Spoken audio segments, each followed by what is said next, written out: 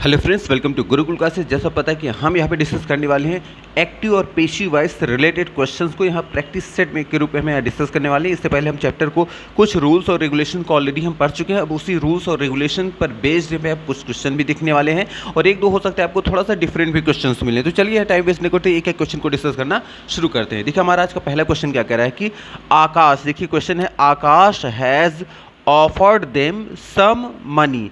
अब इसका देखिए पेशी वाइज क्या होगा। देखिए ऑप्शन नंबर ए में क्या है, they had been offered some money by Akash, या फिर they have been offered some money by Akash, या फिर some money have been offered them by Akash, या फिर लास्ट ऑप्शन है some money has being offered to them by Akash. इन चारों में हमारा कौन सा आंसर होगा तो जानते रहिएगा। अब देखिए जैसा आप भी यहाँ सॉल्व कर रहे होंगे कौन सा होगा कौन सा नहीं, तो आइए इसको थोड़ा सा अगर ध्यान से देखें तो आपको पता है। देखिए हमारा सब्जेक्ट यहाँ पे कौन है, सब्जेक्ट है यहाँ पे आकाश, और हमें पता है कि हमारे पास वर्ब क्या है, यहाँ पे ऑफर्ड है। ऑब्जेक्ट के रूप में हमारे पास दो है, एक तरफ है देम और एक तरफ है सम मनी। तो हमें पता है कि दो में से किसी, जब दो एक साथ ऑब्जेक्ट आ जाते हैं किसी भी सेंटेंस में, तो दो में से किसी को भी हम यहाँ पे सब्जेक्ट बना सकते हैं। तो अगर हम देम को आगे ले जाएंगे तो दे हो जाएगा, चूंकि पास्ट हमारा किसका है, प्रेजेंट परफेक्ट का सेंटेंस है, तो दे के अकॉर्डिंग क्या आना चाहिए, हैड तो आ नहीं सकता, क्योंकि हैड तो आता है किसमें, पास्ट परफेक्ट में, और हमारा प्रेजेंट परफेक्ट था, ये तो ऐसे ही कट हो गया। अब इसमें आगे बढ़ना ही नहीं है। फिर देखिए इसमें दे आया है, दे के साथ हैव आ गया, बिल्कुल सही है यहाँ पर। उसके बाद हैव के साथ बीन आना चाहिए, क्योंकि परफेक्ट टेंस है, बीन भी है यहाँ पे। ऑफ, उसके बाद वर्ब की थर्ड फॉर्म आनी चाहिए, ऑफर्ड भी आ गया है, तो ऑफर्ड भी यहाँ तक है, बिल्कुल सही है। उसके बाद बचा क्या, सम मनी का सम मनी है, और लास्ट में बाई आकाश। तो ये हमारा क्या हो जाएगा, राइट आंसर हो जाएगा। ये बिल्कुल रूल के अकॉर्डिंग चल रहा है। और देखिए अगर इसको देखिए सी नंबर क्यों रॉन्ग है, सी में देखिए सम मनी है, तो सम मनी जो होता है जानते रहेंगे, मनी हमेशा अनकाउंटेबल की कैटेगरी में आता है, तो यहाँ हैव नहीं, यहाँ हैज़ होना चाहिए था। अगर यहाँ हैज़ होता तो हैज़ के बाद बीन आ जाता, फिर ऑफर्ड आ जाता, फिर देम आ जाता, फिर बाई आकाश, तब ये हमारा सेंटेंस सही हो जाता है। यहाँ मिस्टेक क्यों है, यहाँ पे हैव लगा दिया गया। अगर हैज़ होता तो हमारा ये सेंटेंस भी राइट हो सकता था। और देखिए इसमें क्या है, इसमें सम मनी आया, हैज़ तो आया, हेल्पिंग और हैज़ लगाया गया, लेकिन हमें पता है कि परफेक्ट टेंस में बीइंग नहीं यूज़ होता, बल्कि BEEN यूज़ होता है, और यहाँ बीइंग की वजह से हमारा सेंटेंस यहाँ पे रॉन्ग हो जा रहा है। तो मे भी आपको यहाँ समझ में आ गया होगा, तो इसलिए हमारा क्या हो जाए, बी नंबर ऑप्शन यहाँ पे हमारा राइट आंसर हो जाएगा। फिर देखिए आ जाएंगे सेकंड नंबर क्वेश्चन क्या कह रहे हैं, राहुल बॉट, राहुल ने खरीदा अ बुक, एक बुक को, विद अ पेन, एक पेन के साथ। तो देखिए पहला हमारा ऑप्शन क्या कह रहा है कि a book is bought for Rahul with a pen, या फिर होगा अ पेन वॉज, देखिए हमारा है a pen was bought with a book by Rahul, या फिर a book was bought by Rahul with a pen, या फिर होगा कि a book was bought with a pen by Rahul. तो अब देखिए इन चारों में अगर बात करें हमारा कौन सा आंसर है, तो देखिएगा अगर ध्यान से देखें तो यहाँ राहुल क्या है, हमारा सब्जेक्ट है, बॉट क्या है, हमारा वर्ब हो गई। इसके बाद देखें तो हमारे पास ऑब्जेक्ट कौन है, ऑब्जेक्ट हमारे पास है अ बुक। और देखिए अगर ये कहें विद अ पेन क्या है, तो विद हो गया प्रीपोजिशन, और प्रीपोजिशन के बाद जो वर्ड आता है वो प्रीपोजिशन का ऑब्जेक्ट कहलाता है, वर्ब का नहीं। और हमें वर्ब के ऑब्जेक्ट से मतलब है, और वर्ब का ऑब्जेक्ट कौन है, तो वर्ब का ऑब्जेक्ट अगर आप ध्यान से देखें तो क्या है, बुक है। इसका मतलब अब आगे बुक जाएगा, तो अ बुक देखेंगे किसी में आया है, देखिए बिल्कुल यहाँ अ बुक आ गया। अब ये हमारा सेंटेंस किसका था, पास्ट इंडेफिनिट का, तो पास्ट इंडेफिनिट में तो वॉज एवर आता है, तो इसमें इज आ गया, तो हमारा सेंटेंस यहीं पे रॉन्ग हो गया, इज आ ही नहीं सकता। इसमें देखिएगा आ पेन, तो आ पेन तो कभी सब्जेक्ट बन ही नहीं सकता। क्यों नहीं बन सकता, क्योंकि यहाँ विद आ पेन आया है, विद आ पेन जो आया है ये ऑब्जेक्ट है किसका, विद प्रीपोजिशन है, और ये ऑब्जेक्ट है किसका, प्रीपोजिशन का है, और हमें वर्ब का ऑब्जेक्ट चाहिए, तो वर्ब का ऑब्जेक्ट कौन है, अ बुक है, तो ये तो हमारा ऐसे ही कैंसिल हो गया। फिर देखिए इसमें आया अ बुक आया है, अ बुक आ गया, बिल्कुल सही है।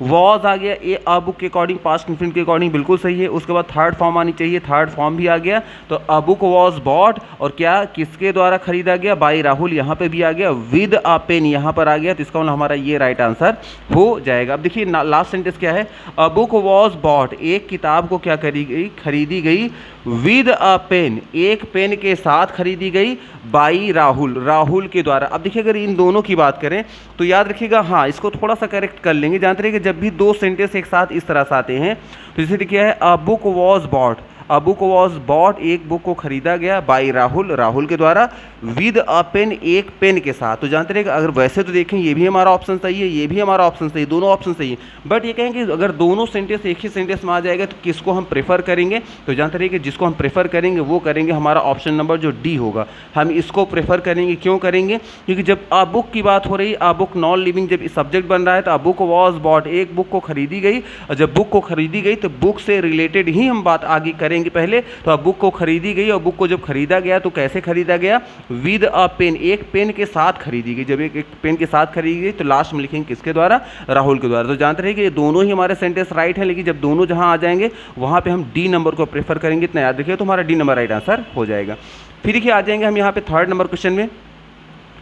Radha gave me a book in birthday party. अब देखिए यहाँ पे आया है Radha gave me a book in birthday party. अब इसका क्या होगा? तो हमें देखिए इसमें आया है I was given a book by Radha in birthday party, या फिर आया है अ book was given me in birthday party by Radha, या फिर आया है I was given a book in birthday party by Radha, या फिर a book was given for me by Radha in birthday party. अब देखिए चारों की बात करें तो चारों में कौन सा सही है कौन सा नहीं। तो अगर ध्यान से इसमें आप देखें तो थर्ड नंबर में हमारा सब्जेक्ट कौन है?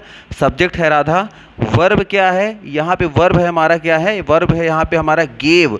गेव जो है हमारा ये क्या है? यहाँ पे ये वर्ब है। और ऑब्जेक्ट हमारे पास दो हैं, एक तरफ है पर्सन और एक तरफ है थिंग। और जब दो दो ऑब्जेक्ट आ जाते हैं तो हमें पता है कि दो में से किसी भी एक को आगे हम ले जा सकते हैं। और यहाँ इन बर्थडे पार्टी जानते रहेगा, इन है हमारा प्रीपोजिशन, और प्रीपोजिशन का ऑब्जेक्ट कौन है? Birthday party. तो ये हमें इससे कोई मतलब नहीं है, हमें वर्ब का ऑब्जेक्ट चाहिए होता है, प्रीपोजिशन के ऑब्जेक्ट से कोई मतलब नहीं, उसको हम अदर वर्ड मान के जैसे है उसको वैसे नोट कर दिया करते हैं। देखिए सबसे पहले यहाँ क्या माना गया? आप चाहे मी को सब्जेक्ट बनाइए या अब को, तो इसमें पहले वाले में क्या माना गया? आई को माना गया है। जब मी को सब्जेक्ट माना गया तो आई हो गया, चूंकि पास्ट डिफरेंट का सेंटेंस था तो आई के अकॉर्डिंग क्या आएगा? वॉज आएगा। और वॉज के बाद पास्ट चूंकि क्वांटिटी हम यहाँ पढ़ रहे हैं पेशी वाइज, इसके साथ वर्ब की थर्ड फॉर्म लगाएंगे, बिल्कुल वर्ब की थर्ड फॉर्म हो जाएगा। इसके बाद बचा क्या? अ बुक, तो अ बुक का अ बुक लिख देंगे। उसके बाद क्या आया है? बाई आया है, बाई राधा, और लास्ट में है इन बर्थडे पार्टी। तो जानते रहिएगा इसमें अगर बात करें तो याद रखिएगा जब भी ये देखिएगा यहाँ पे अगर आप देखें तो सब्जेक्ट कौन है? यहाँ पे है आई। ऑब्जेक्ट कौन है? ऑब्जेक्ट है यहाँ पे हमने क्या किया है? A book. तो जानते रहिएगा जब आई सब्जेक्ट है, बुक यहाँ पे क्या है? नॉन लिविंग, तो हम नॉन लिविंग को नॉन लिविंग से मैच कराएंगे और लिविंग को लिविंग से मैच कराएंगे। आप नहीं समझ पा रहे हैं क्या कह रहे हैं? देखिए I was given a book, मुझे एक किताब दी गई। अब दी गई तो बुक क्या है? नॉन लिविंग है, तो नॉन लिविंग का मैच किससे करेगा? इन बर्थडे पार्टी। बर्थडे पार्टी क्या कोई इंसान है? नहीं। बुक भी कोई इंसान नहीं, वो भी नहीं। तो इन बर्थडे पार्टी को आगे ले आएंगे, राधा को अगर हम पीछे ले जाते हैं तो हमारा सेंटेंस राइट हो जाता है, क्योंकि हमें नॉन लिविंग से नॉन लिविंग को मैच कराना होता है और लिविंग से लिविंग का, इसलिए हमारा ये सेंटेंस ऐसे ही रॉन्ग हो गया। फिर देखिए इसमें आया है अ बुक, एक किताब जो है वॉज गिवन, वो दी गई, मी मतलब मुझे दी गई। अब मुझे दी गई और मुझे दी गई है, अब आपको बताया गया कि जैसे यहाँ नॉन लिविंग से नॉन लिविंग का मैच कराना था, हमें साथ में रखना था, उसी तरह से जब यहाँ लिविंग आ गया तो लिविंग से लिविंग का मैच कराना था। हमें क्या करना चाहिए था? अगर हम ये लिखते अ book was given me by Radha in her birthday party, तब भी हमारा सेंटेंस राइट हो जाता। लेकिन यहाँ आया है लिविंग, और लिविंग के तुरंत बाद हमने रख दिया नॉन लिविंग, और बाद में लिविंग हमने रखा है, इसलिए हमारा ये भी क्या हो जाएगा? इनकरेक्ट हो जाएगा। और देखिए इसमें आया है कि आई वॉज गिवन, मुझे दिया गया अ बुक, एक बुक दिया गया इन बर्थडे पार्टी। देखिए बुक भी नॉन लिविंग और बर्थडे पार्टी भी क्या हो गया? नॉन लिविंग, दोनों के एक साथ हमने कर दिया। अब लास्ट में क्या आ गया? बाई राधा आ गया, तो ये हमारा क्या हो जाएगा? राइट आंसर हो जाएगा। अब ये वाला सेंटेंस क्यों रॉन्ग है? देखिए अ बुक वॉज गिवन, एक बुक दिया गया, यहाँ फॉर मी कहाँ से आ गया? फॉर का तो कोई सेंटेंस ही हमारा नहीं आया था, इसलिए ऐसे ही हमारा सेंटेंस क्या हो जाएगा? इनकरेक्ट हो जाएगा। तो हमारा यहाँ पे राइट आंसर कौन सा बनेगा? हमारा जो राइट आंसर बनेगा वो बनेगा ऑप्शन नंबर यहाँ पे सी। तो हमारा सेंटेंस हो जाएगा I was given a book in birthday party by Radha. तो हमारा ये सेंटेंस हो गया। हाँ, हमारा ये भी सेंटेंस राइट हो सकता है, आपको बताया गया लिविंग से लिविंग मैच कराते हैं अगर हम, नॉन लिविंग से नॉन लिविंग, तो हमारा पहला और दूसरा भी हमारा ऑप्शन सही हो सकता था। तो इस आधार पे, इस बेस पे हमारा सेंटेंस रॉन्ग हुआ। किस बेस पे? कि जब ऑब्जेक्ट हमने किसको माना? नॉन लिविंग, तो हमने लिविंग को उसके बगल रख दिया, जैसे ऑप्शन नंबर ए में आया है इसमें। और फिर हमने देखिए सेकंड क्यों रॉन्ग हो गया? कि हमने जब लिविंग को ऑब्जेक्ट माना तो हमने नॉन लिविंग को इसके बाद रख दिया, तो ये इसलिए हमारा रॉन्ग हो गया। तो नॉन लिविंग को नॉन लिविंग और लिविंग को लिविंग के साथ मैच कराना रहेगा, इतना याद रखिएगा। फिर आ जाएंगे यहाँ फोर्थ नंबर क्वेश्चन में, you should not make him manager. तो आपको उसको मैनेजर नहीं बनाना चाहिए। अब ये हमारा सेंटेंस आया है, तो अब देखिए अब इसमें क्या है, manager should not be made him by you, या फिर he should not have been made manager by you, या फिर he should not been made manager by you, या फिर he should not be made manager by you. तो इन चारों में हमारा कौन सा आंसर है? तो जैसा आपको पता है कि इसमें भी अगर आप ध्यान से देखें तो यू हमारा क्या है, यू हमारा है यहाँ पे सब्जेक्ट, यहाँ पे शुड नॉट और मेक ये सब क्या हो गई, हम इसको वर्ब मान ले रहे हैं। चलिए यहाँ पे टोटल इसको वर्ब की कैटेगरी मान ले रहे हैं। हमारे पास ऑब्जेक्ट क्या है, एक है यहाँ पे ऑब्जेक्ट है हमारा हिम, और अगर आप देखें तो हिम का जो ये क्या है, मैनेजर जो ये इसका क्या है, ये है इसका कॉम्प्लीमेंट। तो कॉम्प्लीमेंट किसे कहते हैं, कॉम्प्लीमेंट जो होता है वो एडजेक्टिव कहलाते हैं। और आपको इसी को बताया गया था कि जब एक साथ एक सेंटेंस में दो ऑब्जेक्ट आ जाएं तो उसको कैसे करना है, दो में से किसी को एक सब्जेक्ट बना देंगे, लेकिन उसके बाद दूसरा आपको टाइप बताया गया था कि एक आएगा ऑब्जेक्ट, जैसे यहाँ हिम आए हैं, और उसके तुरंत बाद क्या आ जाती है, उस ऑब्जेक्ट की कोई पोस्ट या रैंक की बात आ जाती है। और आपको बताया गया कि पोस्ट और रैंक जो होती है, जैसे आया क्या, you should not make him, make him उसको आपको नहीं बनाना चाहिए क्या, मैनेजर, तो उसे हिम को नहीं बनाना चाहिए ना। मैनेजर क्या है, पोस्ट है, किसकी है, हिम की। तो यहाँ मैनेजर पोस्ट हो गया, तो मैनेजर कभी भी आपको बताया गया पोस्ट कभी सब्जेक्ट नहीं बनता। जब पोस्ट कभी नहीं बनता तो पहला सेंटेंस तो हमारा ऐसे ही रॉन्ग हो जाएगा, ए नंबर हमारा क्या हो जाएगा, ये रॉन्ग हो जाएगा। फिर सेकंड नंबर देखिए है, अभी हिम अगर आगे जाएगा तो शुड हो जाएगा, ही हो जाएगा, और ही हमें पता है मॉडल ऑक्सिलरी वर्ब तो बदलती नहीं, तो शुड का शुड हो जाएगा, नॉट का नॉट हो जाएगा। अब जब सेंटेंस में कहीं हैव आया नहीं तो हम हैव कैसे लगा देंगे और बीन कैसे लगा देंगे, इसलिए हमारा तो ऐसे ही सेंटेंस से रॉन्ग हो गया, क्योंकि उसमें एडिशनल हमने रूल लगा दिया है। फिर देखिए थर्ड नंबर आया है, सी आया है, ही शुड नॉट बीन। तो हमें पता है कि अगर सिर्फ शुड है तो शुड के बाद जो आता है बी डबल ई नहीं आता, बल्कि क्या आता है, बी आता है, और बी के बाद वर्ब की थर्ड फॉर्म आती है, और यहाँ बीन नहीं आना चाहिए, तो हमारा ये भी सेंटेंस हो जाएगा रॉन्ग, और हमारा राइट आंसर क्या हो जाएगा, ऑप्शन नंबर डी हो जाएगा। इसे डी नंबर ऑप्शन को क्लिक कर देंगे। फिर देखिए आ जाएंगे फिफ्थ नंबर क्वेश्चन क्या कह रहा है कि अब देखिए इसमें थोड़ा सा अलर्ट हो जाना है, इसको कैसे करना है। देखिए who has called you in this place. अब यहाँ पे देखिए सब्जेक्ट हमारा कौन है, सब्जेक्ट हमारा है ही हो गया, हु हो गया। अब हमें पता है हु हमारा सब्जेक्ट भी है और यही क्वेश्चन वर्ड भी है, और हैज़ कॉल्ड हमारी क्या हो गई, वर्ब हो गई, और यहाँ पे यू हमारा ऑब्जेक्ट हो गया, और यहाँ पे इन दिस प्लेस जो ये शब्द आया है ये क्या है, अदर वर्ड है। ये सब क्या है, अदर वर्ड की इनको कैटेगरी में हम इनको मानेंगे, ये सब क्या है, अदर वर्ड है। इनका इन है प्रीपोजिशन, और ये इनका क्या है, हमारा ऑब्जेक्ट है, लेकिन हमें वर्ब के ऑब्जेक्ट से मतलब है, चूंकि हमारे पास कौन है, यहाँ पे यू है।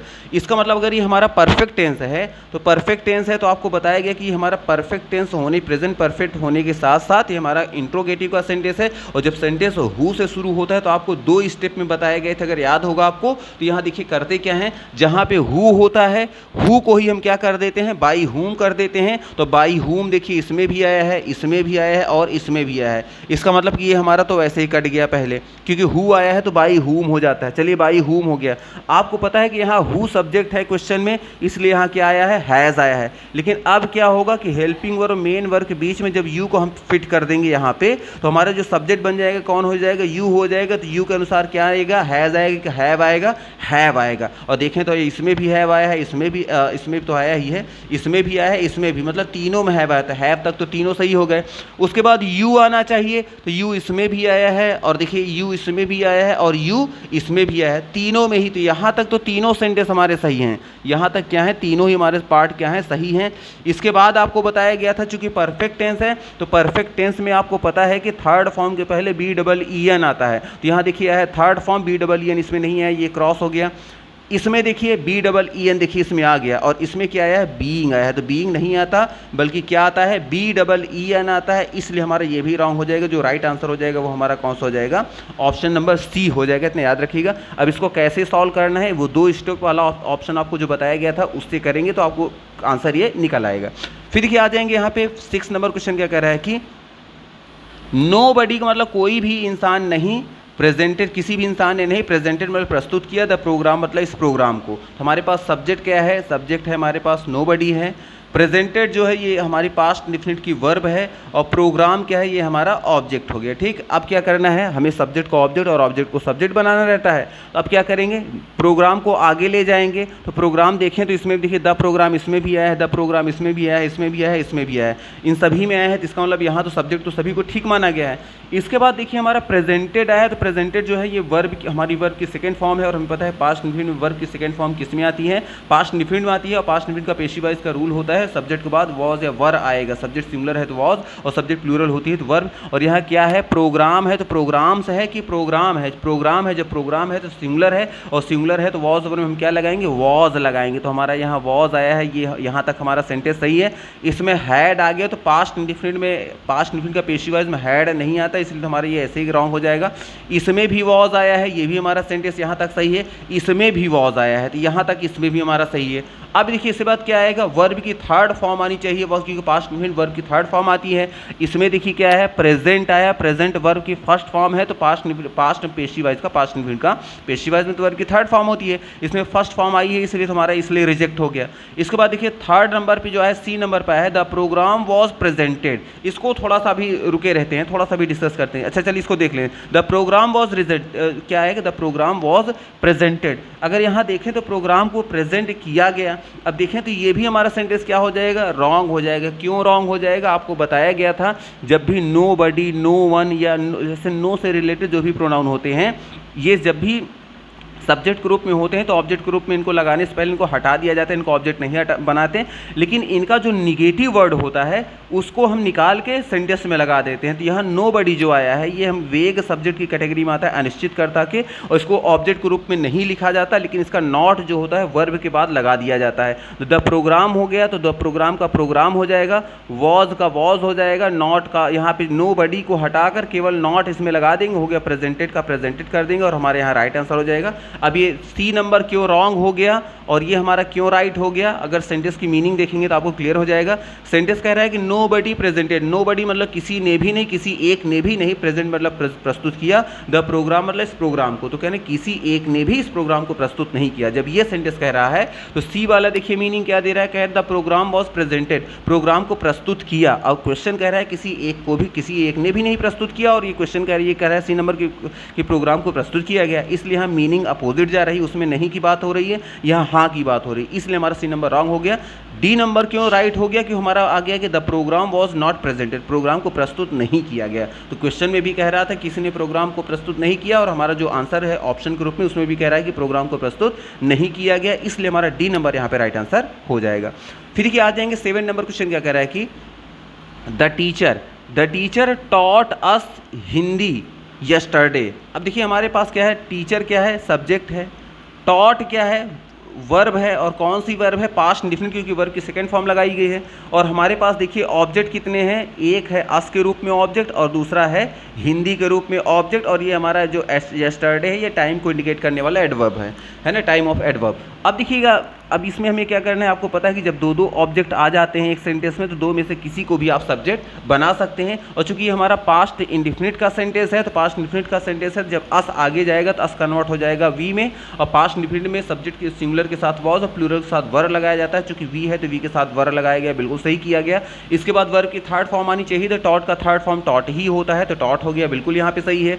उसके बाद बचा क्या यहाँ पे, चूंकि अस आगे चला गया है तो बचा यहाँ पे क्या, हिंदी बची है, तो हिंदी को हमने हिंदी कर दिया। अब यहाँ पे क्या आया है, देखिए आया है बाई टीचर, और यहाँ पे है यस्टरडे। अब ये है कि सेंटेंस हमारा राइट है कि रॉन्ग है, तो आपको याद होगा, आपको बताया गया था इससे पहले भी, कि जब भी यहाँ पे दो ऑब्जेक्ट आते हैं, एक लिविंग एक नॉन लिविंग, मतलब एक डायरेक्ट और इनडायरेक्ट ऑब्जेक्ट, और अदर रूप के, अदर वर्ड के रूप में भी अगर कोई शब्द आ जाता है तो हमें पता है कि पर्सन से पर्सन को मैच कराएंगे और थिंग से थिंग को। तो अब यहाँ देखिए आया ऑब्जेक्ट के रूप में क्या है, हिंदी आया है, तो हिंदी नॉन लिविंग है, तो नॉन लिविंग को किससे मैच कराएंगे, यस्टरडे, क्योंकि यस्टरडे भी होगा नॉन लिविंग की कैटेगरी में आएगा। तो हिंदी और यस्टरडे को साथ में रखते हैं और हम दैट बाई टीचर को लास्ट में करते हैं, तो हमारा सेंटेंस राइट हो जाता है। इस बेस पे हमारा सेंटेंस क्या हो गया है, रॉन्ग हो गया है, क्योंकि यहाँ पे अलग अलग कर दिया गया है। फिर देखिए इसमें हिंदी को सब्जेक्ट मान लिया गया, जब हिंदी को सब्जेक्ट मान लिया गया, अभी अस को हमने माना था, वी को तो अस हो गया, अब हिंदी को मान रहे हैं तो हिंदी सिंगुलर है, तो इसके साथ क्या लगाएंगे, वॉज लगाएंगे, और वॉज के साथ पास्ट इंडेफिनिट का पेशी वाइज है तो थर्ड फॉर्म भी रहेगा, इसलिए यहाँ पे क्या हो जाएगा, टॉट भी हो जाएगा, तो हो जाएगा हिंदी वॉज टॉट, उसके बाद बचा क्या, अस, तो अस का अस हम कर देंगे। अब फिर से वही प्रॉब्लम आ गई, जब अस आया है तो अस पर्सन है, तो पर्सन के साथ पर्सन को मैच कराना चाहिए ना। यहाँ पे यहाँ बाई टीचर यस्टरडे को हमें लास्ट में ले जाना चाहिए था, लेकिन हमने पर्सन के साथ किसको ऐड कर दिया, यहाँ थिंग को ऐड कर दिया, इसलिए हमारा ये भी सेंटेंस क्या हो गया, इनकरेक्ट हो गया।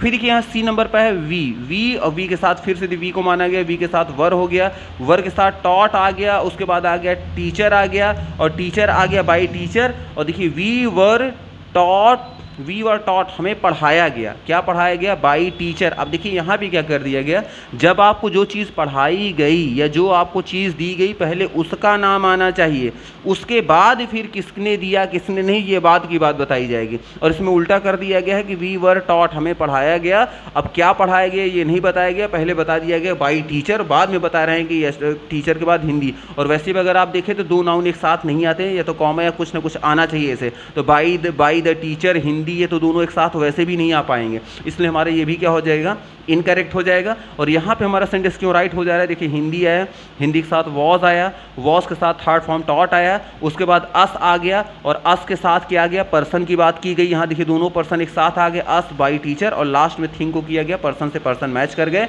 इसलिए हमारे यहाँ पे राइट आंसर हो जाएगा। हाँ, अगर ये सेंटेंस हमारा राइट हो सकता था, अगर वी से हम सेंटेंस शुरू करते, हम चाहे तो इस सेंटेंस को ऐसे भी कर सकते थे ना, आप लिख सकते थे यहाँ पे कर देते वी वर, आप लिख सकते थे वी वर और उसके बाद आप कर देते टॉट, वी वर टॉट, उसके बाद आप कर देते हिंदी, और यहीं पे लिख देते आप यस्टरडे। अगर ये हो जाता ऐसे, दोनों एक साथ आ जाते थिंग्स से थिंग्स, तब भी we were taught Hindi yesterday, और लास्ट में हम क्या कर देते, बाई द टीचर। जब ये कर देते तब भी हमारा सेंटेंस क्या हो जाता, राइट हो जाता है। इतने याद रखिए, क्यों, क्योंकि यहाँ पे देखिए हिंदी आ गया, हिंदी को हमने यस्टरडे से मैच करा देते, थिंग्स से थिंग्स मैच कर जाता, तब भी हमारा सेंटेंस राइट हो जाता, लेकिन ये कंडीशन तो कहीं फॉलो हुई ही नहीं। फिर देखिए आ जाएंगे 8th नंबर क्वेश्चन, क्या कह रहा है कि हिज बैड बिहेवियर, उसका जो बुरा जो बर्ताव जो था ना, शॉक्ड देम, शॉक्ड मतलब एकदम अचंभित कर दिया, देम मतलब उन सभी को। तो हमारे पास सब्जेक्ट क्या है, हिज बैड बिहेवियर, वर्ब क्या है, शॉक्ड, और वर्ब क्या है, पास्ट इंडेफिनिट की वर्ब है, सेकंड फॉर्म आई है, दे में क्या है, हमारा ऑब्जेक्ट है, जब दे में आगे जाएगा तो दे में कन्वर्ट हो जाएगा। अब चूंकि हमारा सेंटेंस किसका है, देखिए वर्ब की सेकंड फॉर्म आई है शॉक्ड, तो सेकंड फॉर्म कहाँ आती है, पास्ट इंडेफिनिट, और पास्ट इंडेफिनिट का पेशी वाइज का जो हेल्पिंग वर्ब होती है वो वाज या वर होती है, और इसमें देखिए आ गया हैड बीन, तो ये तो हमारा ऐसे ही सेंटेंस इनकरेक्ट हो गया। फिर क्या है, यहाँ दे आया है, दे के बाद क्या आ गया, वर आ गया, तो ये यहाँ तक बिल्कुल सही है। उसके बाद वर्ब की थर्ड फॉर्म आनी चाहिए, शॉक्ड भी आ गया, बिल्कुल सही है। फिर देखिए आ गया बाई हिज बिहेवियर, तो हमें पता है कि शॉक्ड ऐसी वर्ब है जिसके साथ बाई का यूज़ हम करते ही नहीं, उसके साथ क्या यूज़ होता है, उसके साथ विद होता है या एट होता है। आगे आइए देखते हैं। फिर क्या है, दे आया है, दे के साथ वर आ गया, बिल्कुल सही। शॉक्ड आ गया, यहाँ पर भी यहाँ क्या आया है, विद आया है, और यहाँ पे आ गया बिहेवियर, तो हमें पता है शॉक्ड के साथ हम एट यूज़ करते हैं, विद का यूज़ नहीं करते, इसलिए हमारा ये भी सेंटेंस क्या हो जाएगा, इनकरेक्ट हो जाएगा। और ये हमारा है दे वर शॉक्ड, उन्हें शॉक्ड कर दिया गया एट हिज बैड बिहेवियर, उसके बुरे बर्ताव की वजह से, ये के कारण, तो इसलिए हमारे यहाँ पे ये राइट आंसर हो जाएगा। क्योंकि शॉक्ड के साथ क्या यूज़ किया जाता है, बाई विद कुछ नहीं, क्या यूज़ करते हैं हम, एट का यूज़ करते हैं, याद रखिए, इसलिए हमारा ये राइट आंसर हो जाएगा। फिर ये आ जाएंगे 9th नंबर क्वेश्चन, क्या कर रहा है कि हर इल नेचर, उसका जो बुरा जो बर्ताव जो था ना, एनॉयड देम, एनॉयड मतलब परेशान कर दिया एकदम, देम मतलब उन सभी को। तो अब देखिए एनॉयड के साथ दो कंडीशन आती है, एनॉयड के साथ विद भी आता है, एनॉयड के साथ एड भी आता है, और लेकिन यहाँ बाई नहीं आएगा। अब देखिए देम अगर मान लीजिए यहाँ ऑब्जेक्ट है, हिज हर इल नेचर, उसका जो बुरा बर्ताव है, ये हमारा सब्जेक्ट है, तो ये हो गया हमारा सब्जेक्ट हो गया, ये पास्ट इंडेफिनिट की वर्ब हो गई, और ये हमारा क्या हो गया, देम हो गया ऑब्जेक्ट, ऑब्जेक्ट आगे आएगा तो दे हो जाएगा। चूंकि पास्ट इंडेफिनिट की हमारा ये सेंटेंस क्वेश्चन है, तो यहाँ इज एम आर कहाँ आ जाएगा, इज एम आर तो प्रेजेंट में आता है, इसलिए हमारा ये ऐसे ही रॉन्ग हो जाएगा। फिर दे के साथ वर आया है, यहाँ एकदम सेंटेंस सही है। एनॉयड आया है, बिल्कुल सही है, लेकिन बाई एनॉयड के साथ आता ही नहीं, ऐसे ही इनकरेक्ट हो गया।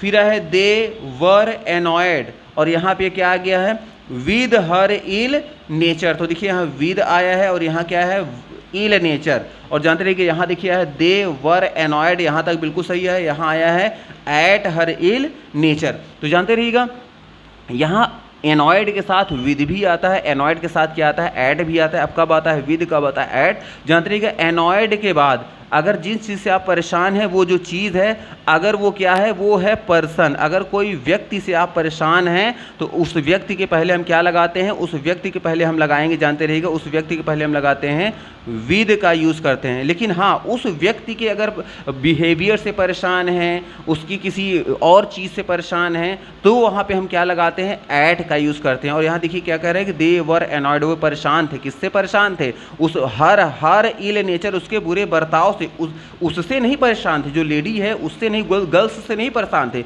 बल्कि उस गर्ल्स का नेचर ऐसा, उस नेचर से परेशान थे। अगर वो नेचर अपने चेंज कर दे तो पर्सनली उस गर्ल से किसी को कोई दिक्कत नहीं थी। लेकिन क्या दिक्कत है वहाँ पे, नेचर है, और नेचर क्या है, नॉन लिविंग कैटेगरी में हम मानेंगे, इसलिए हाँ हम क्या यूज़ करेंगे, एट यूज़ करेंगे। इसलिए हमारे यहाँ पे थर्ड नंबर जो होगा ये राइट आंसर हो जाएगा, और सी जो हमारा ये हो जाएगा इनकरेक्ट हो जाएगा, इतना याद रखिएगा। नेक्स्ट नंबर देखिए क्वेश्चन क्या कह रहा है, देखिए 10th नंबर क्वेश्चन क्या कह रहा है कि रेखा मेड मी लाफ। अब देखिए रेखा आ गया, रेखा मेड मी लाफ, तो रेखा ने मुझे हंसाया। इस सेंस हमारा ये जानते हैं कॉजेटिव सेंटेंस जानते रहिएगा।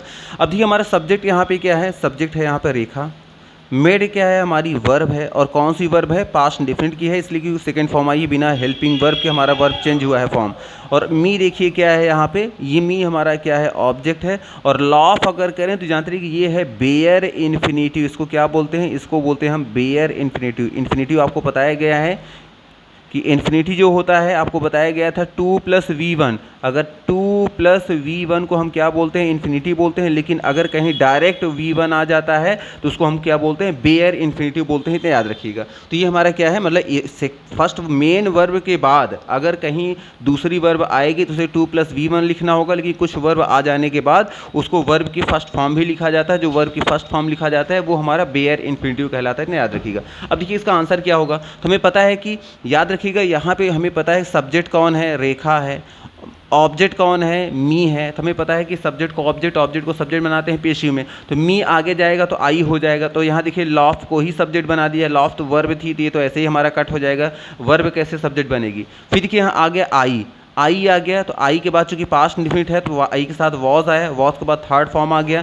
आई वॉज मेड लाफ आया, उसके बाद आ गया बाई रेखा। तो ये इतना देखें तो हमारा सेंटेंस सही लग रहा है, लेकिन ये हमारा सेंटेंस क्या है, इनकरेक्ट है। क्यों इनकरेक्ट है जानते रहिएगा, आई के बाद वॉज आता है, वॉज के बाद मेड आ गया, वर्ब की थर्ड फॉर्म, इतना याद रखिएगा। वैसे तो बेयर इन्फिनिटिव होता है, लेकिन जब इसको पेशी वाइज करते हैं जानते रहिएगा, मेड के पहले अगर इसके पहले आ गया is am are was were use हो जाता है, तो जानते रहिएगा आगे आने वाली जो वर्ब होती है वो बेयर इन्फिनिटिव नहीं बल्कि इन्फिनिटिव, मतलब 2 + v1 का कॉन्सेप्ट बनता है। और यहाँ देखिए 2 + v1 नहीं बल्कि डायरेक्ट वर्ब की फर्स्ट फॉर्म आ गई है, इसलिए हमारा ये सेंटेंस इनकरेक्ट हो गया, और ये हमारा सेंटेंस क्या हो जाएगा, राइट हो जाएगा। फिर देखिए डी नंबर है कि आई वॉज मेड, मुझे बनाया गया। अब देखिए आई वॉज मेड लाफ, ये तो सेम टू सेम लिख दिए गए, उसी तरह आई वॉज मेड लाफ, और यहाँ देखिए विद लगा दिए गए, विद तो यहाँ लगता ही नहीं ऑफ के साथ, इसलिए हमारा ये भी क्या हो जाएगा, इनकरेक्ट हो जाएगा। 11 नंबर देखिए क्वेश्चन क्या कर रहा है कि शी, देखिए है शी लुक्ड एट मी ईगरली। अब जानते हैं कि ये लुक्ड एक्ट पूरा एक वर्ब है, जानते हैं वर्बल फ्रेज की कैटेगरी में आता है, वो लुक्ड एट एक साथ बोला जाता है, जानते रहिएगा। तो शी मतलब उसने, लुक्ड एट मतलब देखा, एट मतलब मेरी तरफ, मी मतलब मी हो जाए, शी लुक्ड एट मी, उसने मेरी तरफ देखा, कैसे देखा, ईगरली। तो हमारा ये क्या हो गया, ये हमारा सब्जेक्ट हो गया। लुक्ड एट दोनों मिलाकर यहाँ हम इसको दोनों मान ले रहे हैं, यहाँ वर्ब हो गया, मी हमारा हो गया, क्या हो गया, ऑब्जेक्ट हो गया। और जो ईगरली है ये जानते रहिए क्या है, एडवर्ब ऑफ मैनर इसे बोलते हैं, जानते हैं क्या है, एडवर्ब है। और एडवर्ब किसे कहते हैं, एडवर्ब जो होता है वो वर्ब की विशेषता बताता है, और वर्ब आई है देखिए लुक, तो उसने मुझे देखा, कैसे देखा, ईगरली होता। तो ये हमारा क्या कर रहा है, मैनर को बता रहा है, ठीक। अब देखिए उसको सॉल्व कैसे करेंगे, तो सब्जेक्ट हमें पता है शी है, ऑब्जेक्ट कौन है, मी है, मी को आगे ले जाएंगे तो आई हो जाएगा। अब आई के साथ अगर देखें चूंकि हमारा सेंटेंस पास्ट इंडेफिनिट का है तो पास्ट इंडेफिनिट वॉज या वर लगाते हैं हम। देखिए यहाँ वॉज आया है, और वॉज के तुरंत बाद आ गया ईगरली वर्ड आ गया। अब यहाँ देखिए यहाँ लास्ट में था, लेकिन यहाँ क्या आ गया, शुरू में आ गया है। उसके बाद देखिए लुक्ड एट का लुक्ड एट हो गया है, उसके बाद आ गया बाई हर। तो देखिएगा अब अगर ध्यान से देखिए हमारे सेंटेंस राइट है कि रॉन्ग है, तो जानते रहिए ये हमारा सेंटेंस 100% राइट है। जानते रहिएगा जब भी जानते रहिएगा ये हमारा एडवर्ब ऑफ जो मैनर होता है, अगर ये कभी भी आ गया है आपका पेशी वाइज बनाने के लिए, तो पेशी वाइज बनाते समय जानते रहिएगा हेल्पिंग और मेन वर्ब के बीच में एडवर्ब ऑफ मैनर लगाया जाता है। और देखिए आई के अकॉर्डिंग वॉज बिल्कुल सही आया था, और यहाँ पे देखिए वॉज के बाद वर्ब की थर्ड फॉर्म लुक्ड एट भी थी, और हेल्पिंग और मेन वर्ब के बीच में क्या हमने लगा दिया, ईगरली लगा दिया, बिल्कुल सही है। और लास्ट में क्या आ गया, बाई हर आ गया, तुम्हारा ये सेंटेंस राइट हो गया, पहला ही ऑप्शन। अब देखिए सेकंड क्यों रॉन्ग है, देखिए आई वॉज आ गया, लुक्ड एट आ गया, लुक्ड एट हेल्पिंग वर्ब और मेन वर्ब वर्ब के बाद में चला गया एडवर्ब ऑफ मैनर, इसलिए हमारा ये सेंटेंस क्या हो गया, इनकरेक्ट हो गया, क्योंकि हेल्पिंग वर्ब मेन वर्ब के बीच में आना चाहिए था।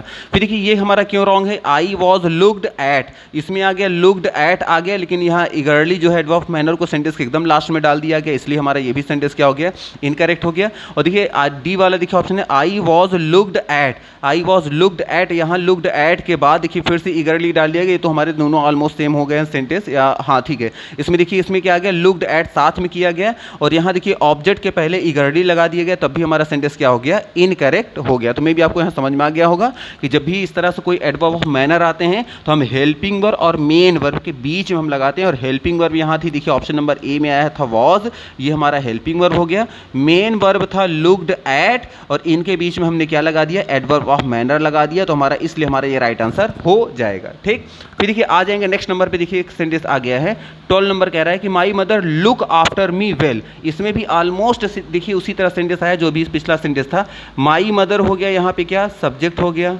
ठीक, लुक आफ्टर ये दोनों मिलाकर हमारी वर्ब है, इतना जानते रहिएगा, ये क्या है, लुक आफ्टर वर्ब हो गई, मी हमारा हो गया यहाँ पे ऑब्जेक्ट हो गया, और वेल जो जानते रहिए क्या है, एडवर्ब ऑफ मैनर ये भी है। तो क्या है कि माई मदर मेरी जो माँ है, लुक्ड आफ्टर मतलब देख रेख वो करती हैं, मी मतलब मेरी, कैसे, वेल मतलब अच्छी तरीके से, तो अच्छी तरीके से क्या करती हैं, देख रेख करती हैं। तो वेल जो आ रहा है किसके लिए काम कर रहा है, लुक आफ्टर के लिए काम कर रहा है, इसलिए हमारा ये एडवर्ब है। अब हमें पता है कि ये एडवर्ब ऑफ मैनर है, और एडवर्ब ऑफ मैनर हमेशा कहाँ लगता है, हेल्पिंग वर्ब और मेन वर्ब के बीच में। तो सब्जेक्ट हमारा क्या है यहाँ, माई वर्ब, ऑब्जेक्ट क्या है, मी, तो मी आगे जाएगा तो आई में कन्वर्ट कर देंगे। अब आई के साथ वॉज आएगा, वॉज के साथ वर्ब की थर्ड फॉर्म आनी चाहिए, तो वर्ब की थर्ड फॉर्म आ गई, लुक्ड आफ्टर हो गया। उसके बाद देखिए आया है यहाँ पे आपको बताया गया था एडवर्ब ऑफ मैनर जो होता है वो हेल्पिंग और मेन वर्ब के बीच में आता है, और देखिए यहाँ पे हेल्पिंग वर्ब वॉज था, मेन वर्ब जो था वो लुक्ड आफ्टर था, यहाँ पे आना चाहिए था वेल आना चाहिए था दोनों के बीच में, बट वेल आ गया है लास्ट में, और लास्ट में आ गया बाई माई मदर, तो हमारा इसलिए हमारा सेंटेंस क्या हो गया, इनकरेक्ट हो गया। फिर देखिए I was looked at after, तो अब इसमें भी देखिए वॉज हो गया हेल्पिंग वर्ब, लुक्ड एट हो गया हमारा क्या हो गया, मेन वर्ब हो गया, दोनों वर्ब के बीच में आना चाहिए था एडवर्ब, लेकिन यहाँ पर भी मिसिंग है, यहाँ पे देखिए ऑब्जेक्ट लगाकर लास्ट में कर दिया गया इसको, तो इसका प्लेस ही रॉन्ग हो गया, इसलिए ये भी इनकरेक्ट हो गया।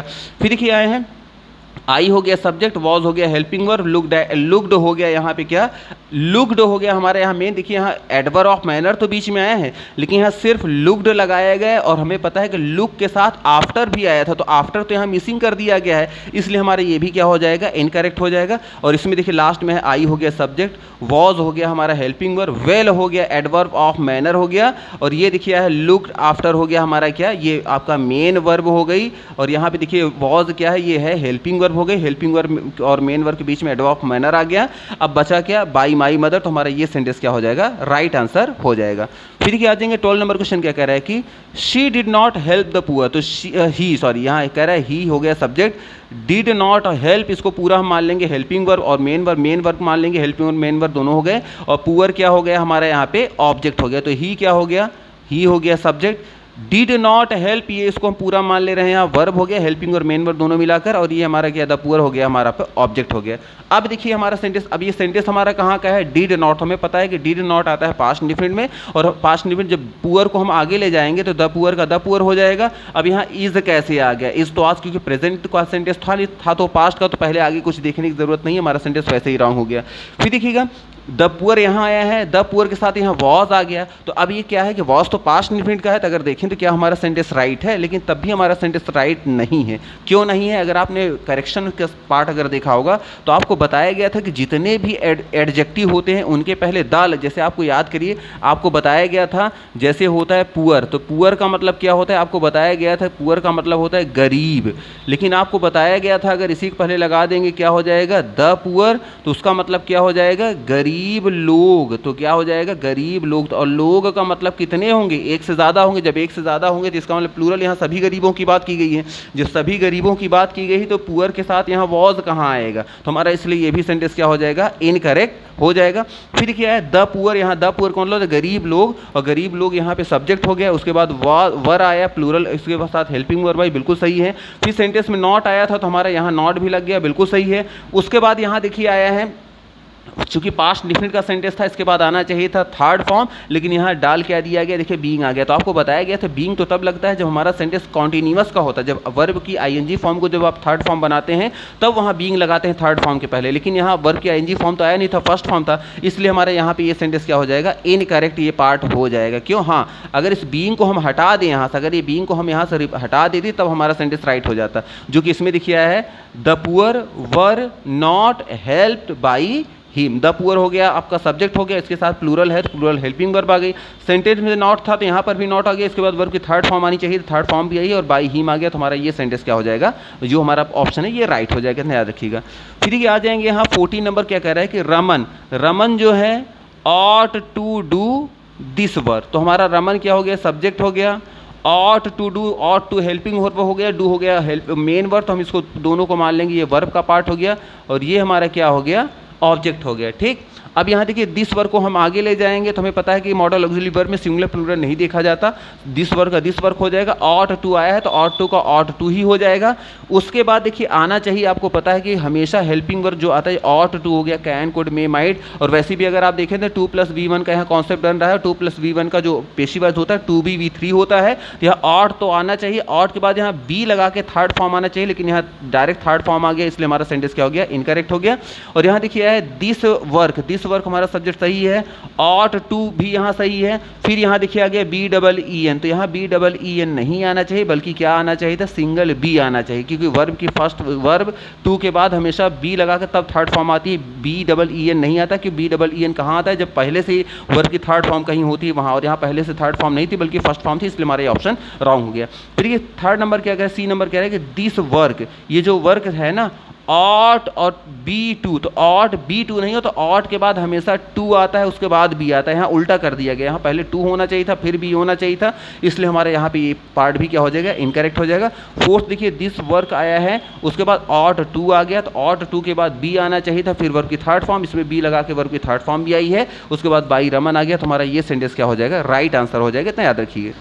आइए अब नेक्स्ट नंबर देखते हैं सेंटेंस को। देखिए सेंटेंस क्या आया है 15 number, will you complete my work. तो अब देखिए हमारा ये सेंटेंस इंट्रोगेटिव का है, इंट्रोगेटिव है, विल हमारा क्या है, हेल्पिंग वर्ब है, वी को हम क्या मानेंगे, वी हमारा है हेल्पिंग वर्ब है, और यहाँ यू क्या है, यू हमारा सब्जेक्ट है, कंप्लीट क्या है, ये हमारी मेन वर्ब है, और यहाँ पे आया है माई वर्क, ये हमारा क्या है, यहाँ पे ऑब्जेक्ट है। अब इसके अकॉर्डिंग देखना है हमें कौन सा सेंटेंस राइट होगा। देखिए इसमें पहले में क्या है, shall my work completed by you एक आया है, और बी में है will my work completed by you, C देखिए ऑप्शन में है will my work been completed by you, या फिर डी में है will my work be completed by you. इन चारों में कौन सा ऑप्शन होगा, तो देखिए कैसे करेंगे इसको। सबसे पहले हमारा सब्जेक्ट क्या है, यू है, ऑब्जेक्ट क्या है, माई वर्क है, तो आपको पता है कि सब्जेक्ट के स्थान पे ऑब्जेक्ट और ऑब्जेक्ट के स्थान पे सब्जेक्ट को हम ले जाते हैं, तो अब वर्क माई वर्क जाएगा विल के स्थान, यू के स्थान पे, तो हमें पता है आई वी यू, आई और वी के साथ शैल लगता है, बाकी सबके साथ विल लगता है। जब यहाँ माई वर्क आगे आएगा तो माई वर्क के साथ शैल नहीं लगेगा, बल्कि यहाँ पर विल ही होगा, क्योंकि आई और वी जब होगा तभी शैल लगाएंगे, तो इसलिए हमारे ये सेंटेंस हम मान ले रहे हैं यहाँ पहले से ही कट हो गया।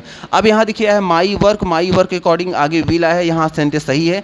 इसके बाद देखिए क्या आना चाहिए, हमें पता है कि ये सेंटेंस हमारा किसका, फ्यूचर इंडेफिनिट का। फ्यूचर इंडेफिनिट में वर्ब की जो थर्ड फॉर्म, फर्स्ट फॉर्म को थर्ड फॉर्म बनाने से पहले उस फर्स्ट फॉर्म के पहले हम बी लगाकर तब थर्ड फॉर्म बनाते हैं, और यहाँ देखिए डायरेक्ट थर्ड फॉर्म आ गई, तो फ्यूचर इंडेफिनिट के टेंस में डायरेक्ट थर्ड फॉर्म पेशिवाइज में नहीं लिखी जाती, इसलिए हमारे सेंटेंस इनकरेक्ट हो गया। और हमें पता है कि विल हो गया, माई वर्क इसमें भी आया है, विल हो गया, माई वर्क इसमें भी आया है।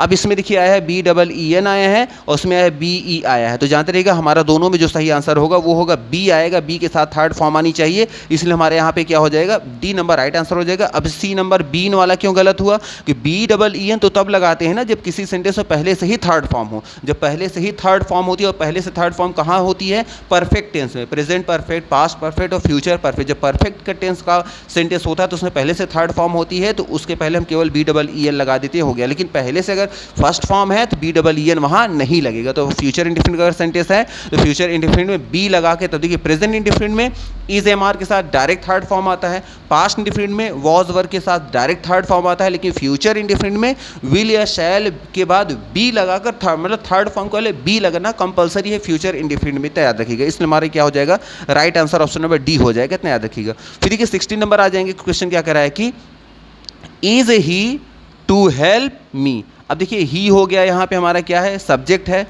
मी क्या है हमारा यहाँ पे ऑब्जेक्ट है, और हेल्पिंग वर्ब क्या है, इज है, और TO2 प्लस V1 है, यहाँ इन्फिनेटिव का यूज़ किया गया है।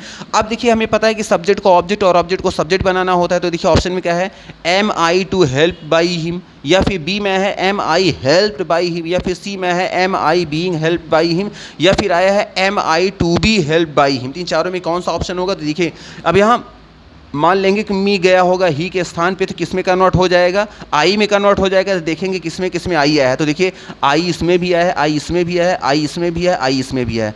अब क्या है, सब्जेक्ट आई है तो उसके पहले हेल्पिंग वर्ब जैसे ही था तो इज आया, अब आई है तो क्या होना चाहिए, एम होना चाहिए, इसमें भी एम आया है, इसमें भी आया है, इसमें भी आया है, और इसमें भी आया है। तो यहाँ तक तो दोनों सही हैं। अब क्या बच रहा है, देखिए क्वेश्चन में है टू प्लस वर्ब की फर्स्ट फॉर्म, तो आपको बताया गया जब टू प्लस वर्ब की फर्स्ट फॉर्म होता है, जैसे टू प्लस वर्ब की फर्स्ट फॉर्म कहीं दिख जाता है तो इसका पेशी वाइज हम बनाते हैं टू प्लस बी लगाकर फर्स्ट फॉर्म को क्या कर देते हैं, थर्ड फॉर्म कर देते हैं। जैसे अगर हो गया टू कॉल, तो टू कॉल को अगर पेशी वाइज बनाना है तो हम क्या लिखेंगे, टू बी कॉल्ड। उसी तरह का कहें टू हेल्प, तो उसको क्या लिखेंगे, टू बी हेल्प्ड। तो इसी तरह यहाँ आया है, देखिए तो हमारा सेंटेंस क्या होगा, हम देखेंगे यहाँ टू आ गया, इसमें भी आया है, तो जिसमें आई के बाद टू आना चाहिए तो आई के बाद देखिए टू इसमें आया है, दूसरे में नहीं आया है तो ये ऐसे ही कट गया, तीसरे में भी नहीं आया है तो ये भी ऐसे ही कट गया। अब देखिए हमारे पास दो ऑप्शन है, एक आया है इसमें डी में टू और एक में आया है इसमें। अब हमें पता है कि टू के बाद बी लगा के थर्ड फॉर्म आनी चाहिए, इसमें देखिए आया है थर्ड फॉर्म डायरेक्ट आ गया है, लेकिन इसमें बी लगा के तब थर्ड फॉर्म आया है, इसलिए हमारा ए नंबर भी ऑप्शन इनकरेक्ट हो जाएगा और राइट आंसर हमारा क्या हो जाएगा, ऑप्शन नंबर डी हो जाएगा। इसलिए डी नंबर को क्लिक कर देंगे। फिर देखिए आ जाएंगे 17 नंबर क्वेश्चन, क्या कह रहा है कि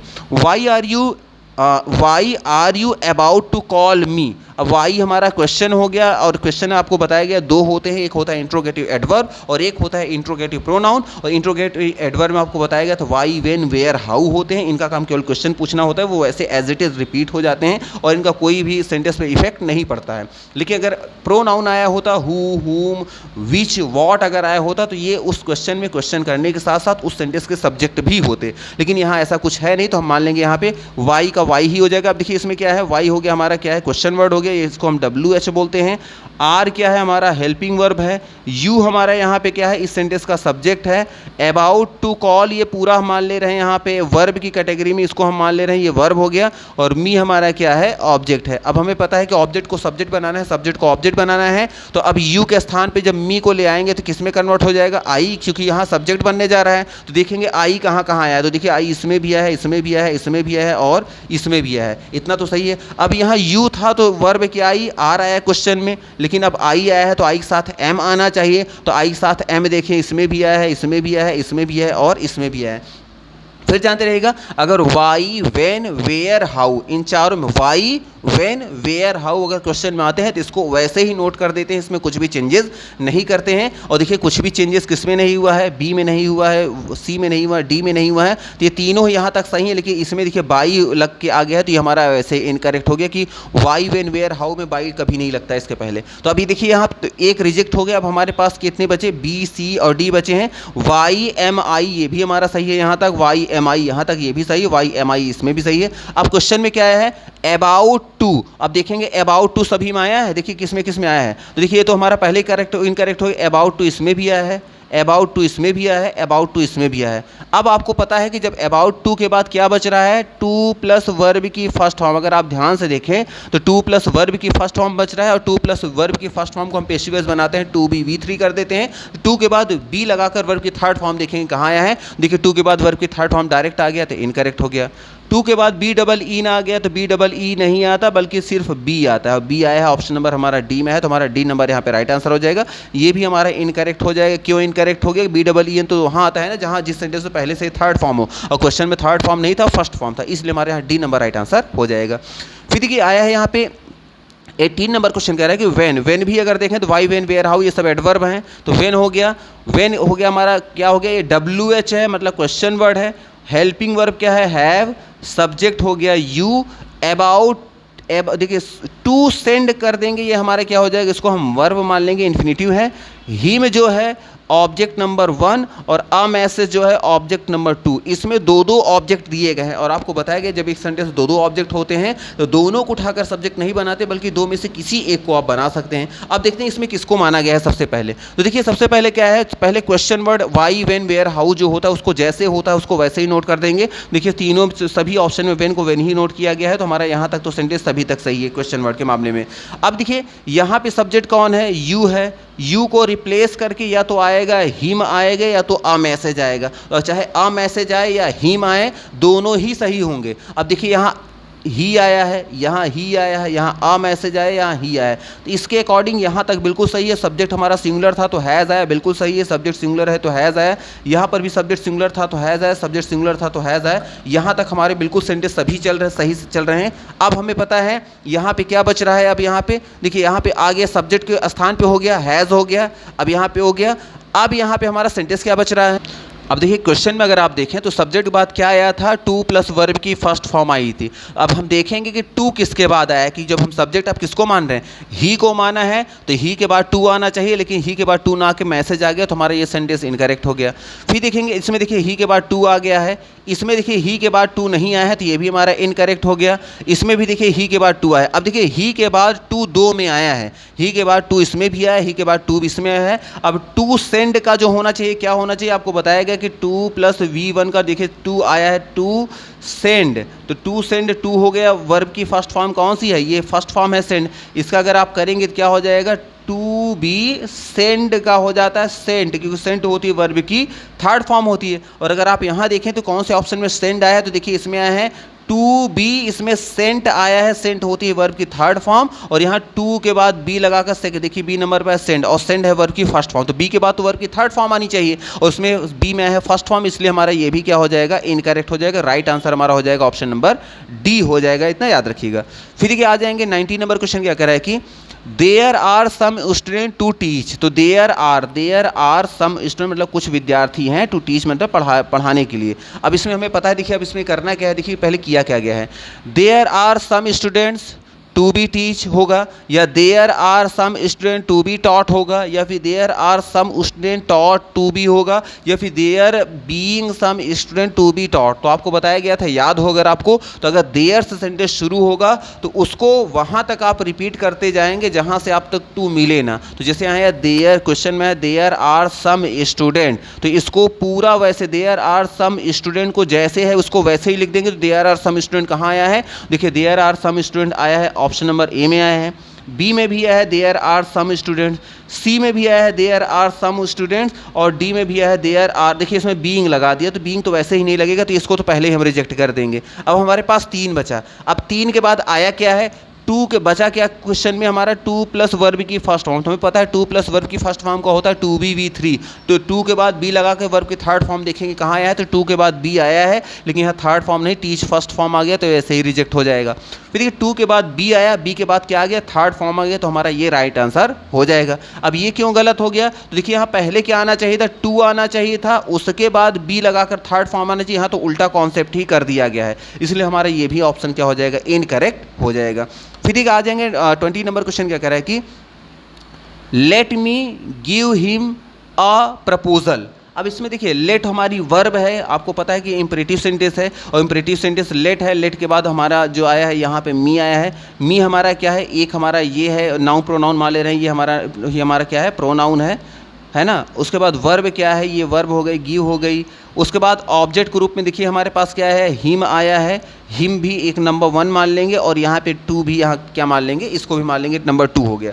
अब अगर ध्यान से देखें तो याद रखिए एक चीज़ हमेशा याद रखिएगा, लेट जो होती है वो इंपरेटिव सेंटेंस आपको बताया गया कि हमेशा क्या होता है, लेट जो होता है वो एक वर्ब है, और आपको बताया गया था कि जो इंपरेटिव सेंटेंस होते हैं वो हमेशा वर्ब की फर्स्ट फॉर्म, जैसे मान लीजिए ये हो गया किसी भी सेंटेंस के होता है, आप सबसे पहले सब्जेक्ट लिखते हैं, उसके बाद वर्ब लगाते हैं, उसके बाद क्या आता है हमारा जो बेसिक कॉन्सेप्ट होता है, उसके बाद ऑब्जेक्ट आता है। और इंपरेटिव सेंटेंस जो होता है वो किससे शुरू होता है, वर्ब से शुरू होता है। उसका जो सब्जेक्ट होता है लिखा नहीं जाता, उसका सब्जेक्ट कौन होता है, उसका सब्जेक्ट होता है यू। यू छिपा रहता है बट लिखा नहीं जाता।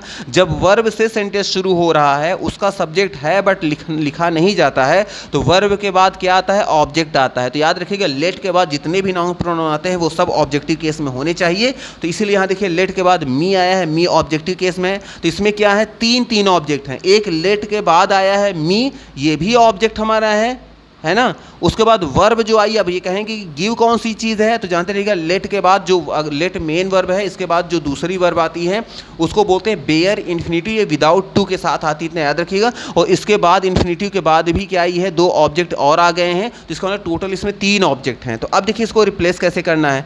देखिए सबसे पहले क्या करेंगे, लेट का लेट ही रहेगा, उसको वैसे ही कर देते हैं। अब एक तरफ है मी और एक तरफ है हिम, और एक तरफ है मी और एक तरफ है अ प्रपोजल। तो आपके पास मी यहाँ पे आप मान लीजिए सब्जेक्ट की तरह है तो ऑब्जेक्ट, लेकिन अभी कुछ देर के लिए हम सब्जेक्ट की तरह इसको सोच ले रहे हैं कि मान लीजिए यहाँ पे मी क्या है, सब्जेक्ट की तरह है। अब आपके पास ऑब्जेक्ट मान लीजिए 2 ही हैं। अब क्या है, एक तरफ हिम है, एक तरफ प्रपोजल है। अब जब दो ऑब्जेक्ट होते हैं, 2 में से किसी को एक सब्जेक्ट बना सकते हैं आप। तो अब यहाँ चाहे लेट के बाद चाहे हिम को आगे लेकर आइए, या फिर लेट के बाद चाहे प्रपोजल को आगे लेकर आइए, अब वो आप पे डिपेंड करता है। तो अब यहाँ पे हम क्या करेंगे, तो देखिए लेट के बाद अब क्या करेंगे, या तो हिम आना चाहिए तो प्रपोजल आना चाहिए। और यहाँ देखिए पहले में मी ही कर दिया गया, तो मी तो वहीं रह गया ना, कुछ इसमें चेंज किया ही नहीं गया, तो हमारा वैसे ही इनकरेक्ट हो जाएगा। फिर देखिए आ गया लेट, आ गया लेट के बाद हिम को उठाकर आगे ले आएंगे, तो आपको बताया गया लेट एक वर्ब होती है, और जिसका सब्जेक्ट आपको बताया गया कि ये वर्ब से सेंटेंस शुरू होता है, इसका सब्जेक्ट यू होता है जो छिपा रहता है। और वर्ब के बाद हमेशा क्या आता है, ऑब्जेक्टिव केस आता है। जब ऑब्जेक्टिव केस आता है तो यहाँ सब्जेक्टिव केस कैसे आ गया, कोई नाउन प्रोनाउन, तो इसलिए हमारा ये सेंटेंस वैसे ही इनकरेक्ट हो जाएगा। क्यों, क्योंकि लेट के बाद हमेशा ऑब्जेक्टिव केस आता है, सब्जेक्टिव आता ही नहीं है। तो जब यहाँ इसलिए हमारा ही आने की वजह से पहले ही सेंटेंस इनकरेक्ट हो गया, उसको आगे हम चेक ही नहीं करेंगे। फिर देखिए आया है लेट के बाद, यहाँ आया है लेट, और लेट के बाद देखिए 2 ऑब्जेक्ट थे, तो यहाँ प्रपोजल को मान लिया गया है सब्जेक्ट। अब यहाँ मान ली सब्जेक्ट की तरह मान लिया, हालांकि ये भी ऑब्जेक्ट ही है। तो देखिए लेट अ प्रपोजल, अब प्रपोजल के बाद क्या आ गया, अब इसके बाद आएगा, आपको बताएगा कि इसके बाद क्या आता है कि हमेशा बी लगा के थर्ड फॉर्म लगाया जाता है। तो हो गया कि लेट अ प्रपोजल हो गया, उसके बाद बी लगा के थर्ड फॉर्म हो गई, और उसके बाद बचा क्या था यहाँ पे, अब यहाँ देखिए आया था हिम, देखिए यहाँ बचना चाहिए था, सब्जेक्ट मी को उठाकर हम प्रपोजल की जगह ले आते, लेकिन यहाँ उल्टा प्लेस कर दिया गया। बाई हिम को जो होना चाहिए था, ये जो आना चाहिए था, ये बाई नहीं होना चाहिए, हिम आना चाहिए था मी के स्थान पे, और मी के स्थान पे होना चाहिए था बाई मी, लेकिन यहाँ उल्टा प्रोसेस ही कर दिया गया, तो ये ऐसे ही करेक्ट इनकरेक्ट हो गया। अब बचा हमारा क्या, ये सब बचे हुए हैं। तो अगर इन सब की बात करें, देखिए हमारा सेंटेंस क्या कह रहा है, लेट के बाद लेट हो गया, इसके बाद हिम को हम आगे लेकर आए तो ही हो गया, उसके बाद बी लगा के थर्ड फॉर्म आ गई, तो बी लगा के थर्ड फॉर्म यहाँ पर भी हो गया। इसके बाद बचा क्या, यहाँ पे अप्रपोजल बच गया था, तो अप्रपोजल का अप्रपोजल हो गया। उसके बाद लास्ट में जाएगा बाई मी, तो हमारा ये सेंटेंस क्या हो जाएगा, राइट हो जाएगा। अब देखिए सी नंबर क्यों इनकरेक्ट हो गया। सी नंबर को हम चाहे तो करेक्ट कर सकते थे, कैसे करेक्ट कर सकते थे, अगर इसको हम थोड़ा सा ध्यान देते। कैसे ध्यान देते, जैसे यहाँ आया है बी गिवन आ गया, अगर गिवन के बजाय यहाँ पे जो मी आया है, मी के स्थान पे अगर होता यहाँ पे हिम होता, और यहाँ हिम के स्थान पे क्या होता, यहाँ पे हो जाता मी हो जाता। तो हो जाता अगर ये सेंटेंस होता let a proposal be given him by me, अगर ये होता तो हमारा ये सेंटेंस राइट हो जाता, लेकिन यहाँ उल्टा कर दिया गया था प्रोसेस, इसलिए हमारा ये भी सेंटेंस क्या हो गया था, इनकरेक्ट हो गया था, इतना याद रखिएगा। फिर देखिए आ जाएंगे 21 नंबर क्वेश्चन क्या कह रहा है कि don't follow the footprints of bad person, मतलब कि डोंट फॉलो, बिल्कुल भी अनुसरण मत करो, किसका अनुसरण मत करो, द फुटप्रिंट्स मतलब पद चिन्हों का, किसके पद चिन्हों का, ऑफ बैड पर्सन मतलब बुरे लोगों का। तो क्वेश्चन कह रहा है कि बुरे लोगों के पद चिन्हों मतलब बुरे लोगों के दिखाए हुए रास्तों पे मत चलो, कहने का मतलब ये है बुरे लोगों के पद चिन्हों का अनुसरण मत करो, मतलब बुरे लोगों के द्वारा दिखाए गए रास्तों पे मत चलो। अब इसको हमें सॉल्व करना है, तो आपको बताया गया कि डोंट से जो सेंटेंस शुरू होता है वो हमारा इंपरेटिव ही होता है।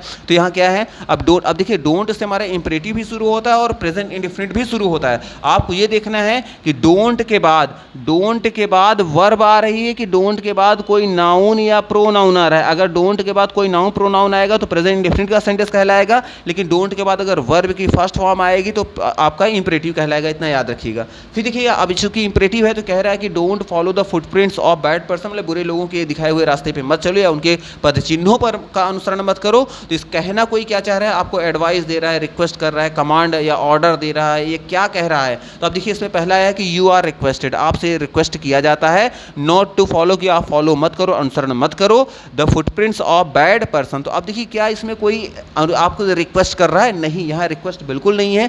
जानते हैं जब भी आपसे कोई कहता है कि आप ये चीज़ मत करो, जो है बुरे रास्तों पे मत चलो या आप ऐसा मत करो वैसा मत करो, तो वो आपको एडवाइस दे रहे हो। तो यहाँ एडवाइस का सेंस होता है, रिक्वेस्ट का सेंस यहाँ नहीं है, इसलिए हमारा ये सेंटेंस ऐसे ही हमारा पार्ट ये गलत हो जाएगा। फिर क्या है कि यू आर फॉरबिडन, आपको मना किया जाता है नॉट टू फॉलो। अब आगे कुछ पढ़ने की ज़रूरत ही नहीं, फॉरबिडन भी आ गया, फॉरबिडन में खुद ही नॉट की मीनिंग छिपी रहती है और नॉट अलग से भी लगा दिया, दो निगेटिव कैसे आ जाएंगे, ये ऐसे ही गलत हो गया। तो ये हमारा वैसे ही इनकरेक्ट हो गया, आगे देखने की ज़रूरत ही नहीं है। फिर क्या है कि यू आर प्रिवेंटेड, आपको मना किया जाता है टू फॉलो, और आपको बताया गया था प्रिवेंटेड होता है या प्रोहिबिटेड, इन दोनों के बाद जो प्रीपोजिशन आता है वो टू नहीं आता, फ्रॉम आता है, और फ्रॉम के बाद जो वर्ब आती है वर्ब की आईएनजी फॉर्म आती है, और यहाँ पे देखिए 2+V1 लगा दिया गया, वैसे ही इनकरेक्ट है और आगे देखने की ज़रूरत नहीं है। और दूसरा लॉजिक ये भी है कि जब वहाँ रिक्वेस्ट की बात की गई, रिक्वेस्ट की बात न तो सी में ही आई है और न तो बी में ही आई है, तो ये दोनों वैसे भी मतलब एक से ज़्यादा इसमें करेक्शन है। फिर देखिए आया है डी नंबर पर है कि यू आर एडवाइज्ड। अब देखिए यहाँ पे, हाँ, चूंकि यहाँ पे देखिए आया है एडवाइस की बात की गई है, सॉरी यहाँ पे एडवाइस की बात की गई थी। फिर देखिए आ जाएंगे यहाँ पे डी नंबर का है कि यू आर एडवाइज, आपको एडवाइस दिया जाता है नॉट टू फॉलो, कि आप फॉलो मत करो the footprints of bad person. तो ये हमारा सेंटेंस राइट आंसर हो जाएगा, क्योंकि आपसे अगर कोई कुछ कहता है कि आप ऐसा मत करो, आप वैसा मत करो, या फिर आपको ये चीज़ करना चाहिए, वो चीज़ करना चाहिए, तो वो इंसान आपको एडवाइस दे रहा होता है। इसलिए हमारा जो यहाँ पे राइट आंसर हो जाएगा डी नंबर हो जाएगा। तो हो जाएगा यू आर एडवाइज, आपको सलाह दी जाती है नॉट टू फॉलो, कि आप अनुसरण मत करो, किसका मत अनुसरण मत करो, द फुटप्रिंट्स मतलब पद चिन्हों का, किसके पर चिन्हों का, और बैड पर्सन मतलब बुरे लोगों के। अब आ जाएंगे नेक्स्ट नंबर, देखिए आया है 22 नंबर। देखिए क्वेश्चन क्या कह रहा है कि लेट राधा, तो लेट आ गया, राधा आ गया, नॉट आ गया, कॉल मी हर फ्रेंड। अब देखिए थोड़ा सा अलग कुछ सेंटेंस दिख रहा होगा। लेट हो गया, ये वर्ब है, हमें पता है इंपरेटिव सेंटेंस की वर्ब है। राधा ये भी ऑब्जेक्ट ही है। नॉट आकर यहाँ पे दूसरी जो वर्ब आई है, ये वर्ब क्या है, इसे हम बेयर इन्फिनिटिव कहेंगे। आपको बताया गया था ये क्या है, ये आपका इन्फिनिटिव है। ये आपको लिखाया भी गया था कि इन्फिनिटिव बेयर इन्फिनिटिव होता है। लेट के बाद हमेशा जो वर्ब आती है वो फर्स्ट फॉर्म आती है ऑब्जेक्ट के बाद, और उसके बाद जो फर्स्ट फॉर्म होती है वो बेयर इन्फिनिटिव होती है, मतलब कि इन्फिनिटिव विदाउट टू, मतलब वर्ब की फर्स्ट फॉर्म।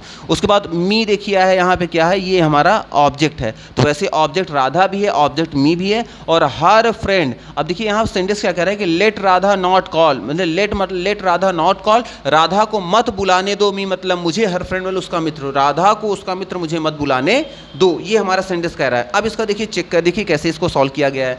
तो लेट का लेट हो गया, अब लेट के बाद जहाँ राधा थी, राधा के स्थान पे मी को ले आना है और मी के स्थान पे राधा को ले जाना है। जब मी आगे आया जाएगा तो किस में कन्वर्ट होगा, आई में, नहीं, क्योंकि जब लेट वर्ब है तो वर्ब के बाद ऑब्जेक्टिव केस ही आना चाहिए था, तो यहाँ आई आ गया, आई नहीं होना चाहिए, यहाँ मी ही रहना चाहिए, क्योंकि लेट के बाद हमेशा जो भी नाउन प्रोनाउन आता है तो हमेशा ऑब्जेक्ट आता है, वो पहले ही डिस्कस किया गया, तो इसलिए हमारा ये सेंटेंस इनकरेक्ट हो जाएगा।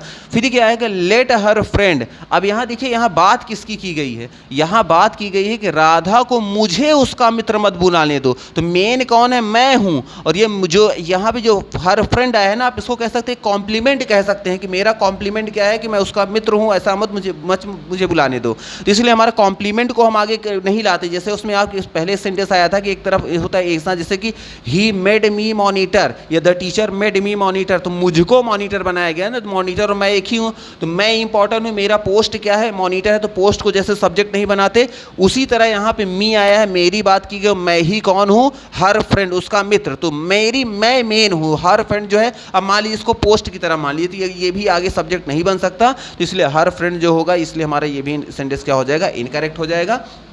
सी नंबर पे देखिए है लेट का लेट हो गया, मी आगे आ गया तो मी हो गया, सेंटेंस में नॉट आया था तो नॉट हो गया। अब इसमें देखिए आ गया है कॉल्ड आ गया, तो जानते रहेगा जो इंपरेटिव सेंटेंस होता है, लेट वाले जो सेंटेंस होते हैं उसमें हमेशा थर्ड फॉर्म बनाने से पहले उसके पहले बी ई लगाना पड़ता है, बी लगा के थर्ड फॉर्म लगाना पड़ता है, और इसमें देखिए डायरेक्ट थर्ड फॉर्म आ गई, लेकिन इसमें देखिए लेट मी नॉट, देखिए सेम मैच कर रहा है, लेट मी नॉट, यहाँ डायरेक्ट थर्ड फॉर्म आई है, यहाँ बी लगा के तब थर्ड फॉर्म आई है, तो बी लगा के थर्ड फॉर्म आती है। और यहाँ देखिए आया है हर फ्रेंड बाई राधा, और यहाँ आ गया let me not be called by Radha her friend, हमारा ये सेंटेंस क्या हो जाएगा, राइट आंसर हो जाएगा। मे भी आपको यहाँ क्लियर हो गया होगा। अच्छा हाँ, थोड़ा सा एक चीज़ और देख लेंगे।